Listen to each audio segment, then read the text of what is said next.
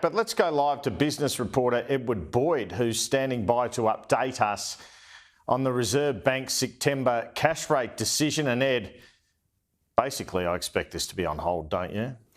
Andrew, it's widely expected the cash rate will be kept on hold this month. I'm just checking now for the latest data coming through. It'll be coming through in just a second. But the RBA, the expectation from economists is cash rate will be on hold at 4.1%. We've had rates on hold out of 3 out of the past 5 board meetings from the Reserve Bank of Australia. I'm just bringing up, here we go. Cash rate, it's confirmed. It is on hold again at 4.1%.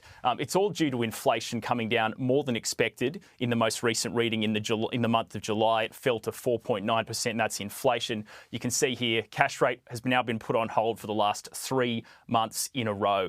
I'm just refreshing the RBA's website. Here we go. There's a statement from Governor Philip Lowe. Remember, this is his last board meeting, monetary policy board meeting as Governor of the Reserve Bank before he hands over. He says interest rates have been increased by 4 percentage points since May last year. The higher interest rates are working to establish a more sustainable balance between supply and demand in the economy and will continue to do so.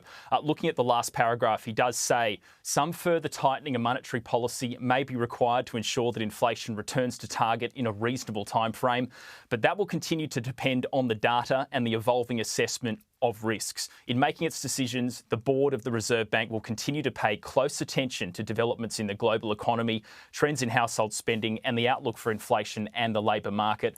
The board remains resolute in its determination to return inflation to target and to do what is necessary to achieve that. So, Andrew, this is exactly what we're expecting today from the Governor of the Reserve Bank. Remember, it was his last monetary policy board meeting as Governor. He's going to speak on Thursday at the Annika Foundation in Sydney, where he'll explain today's decision in more detail and probably reflect on his 7-year tenure as Governor of the RBA. And then we'll have Michelle Bullock, the current Deputy Governor, taking over on September 18. And reading that statement there, it sounds like the cash rate is at its peak in Australia, and it's probably going to stay at 4.1% for quite some time as the Reserve Bank continues to bring inflation down slowly over time.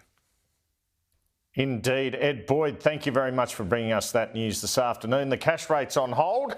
I'll join you for Afternoon Agenda later.